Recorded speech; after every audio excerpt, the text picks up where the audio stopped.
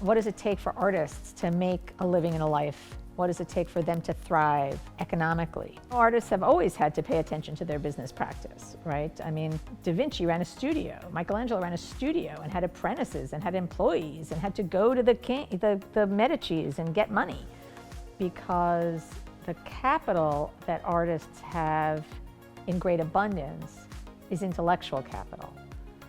And so to convert that intellectual capital into something that pays their rent or feeds their children can be very challenging. Who do you see as the audience for this book in all of these disciplines? That's a great question, and to put it in some context, I have a background in the arts. I taught entrepreneurship, which is considered a business discipline, and I have a PhD in public administration.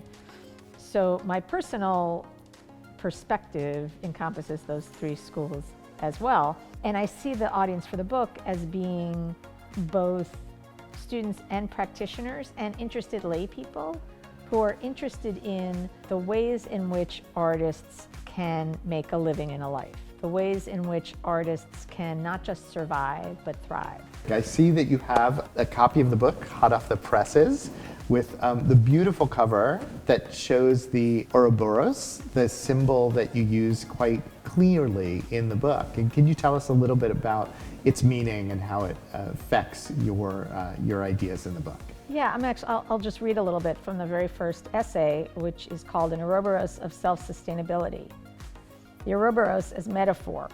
Artists thrive when they can sustain their creative practice, and their creative practice can sustain them. I explain this relationship between the artists and the creative infrastructures that make their work possible by using the visual metaphor of the Ouroboros, the serpent eating its tail. The Ouroboros efficiently describes this relationship between art and business, or rather, the relationship between art and money.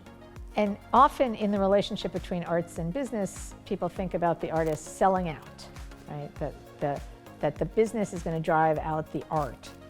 And the Ouroboros turns that in reverse, because the art is the head and the tail is money that is eaten by the head, by the art, just to nourish the art and the artist. And in between the art and the money is innovation, the new impactful idea or art that the artist puts out in the world. And then is entrepreneurship as part of that body as well, which is this action of the artist putting their work out in the world to generate the money that they can then use to create more art. So it is important to me, as the provost of Baruch College, as well as somebody who thinks about cultural policy, to think about what's possible, to think about what's wonderful and great now, but what our possibilities might be 20 years from now, when we might be in a slightly different policy environment, when we might be in a slightly different economic system, when there might be some changes to legislation that would enable artists to do things differently, where they might have a different menu of supports. And I wanted to think about what's next. I tend to do that.